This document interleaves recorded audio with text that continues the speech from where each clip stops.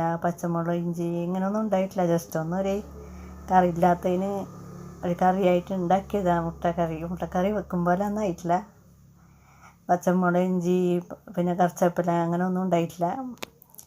പാല് മുളക് പൊടിയും ഉള്ളിയും തക്കാളിയും ഇട്ട് ഉള്ളിയും തക്കാളി വഴറ്റിയെടുത്തിട്ട് കാച്ചിയെടുത്തിട്ട് അതിലേക്ക് മുളക് പൊടിയും പിന്നെ മുട്ടയും ഉടച്ച് കൂട്ടിയിട്ട് മിക്സ് ചെയ്തിട്ട് ആ മിക്സാക്കിയ മുട്ടനെ അതിലേക്ക് ഒഴിച്ച് കൊടുക്കുകയാണ് ഞാൻ ചെയ്തത്.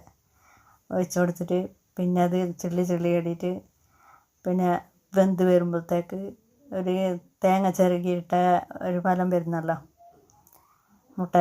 മുട്ടേൻ്റെ ജസ്റ്റ് ഒന്ന് ഉമ്മാനെല്ലാം അങ്ങോട്ടും കാണാനെല്ലാം പറ്റുന്നുണ്ട്. പിന്നെ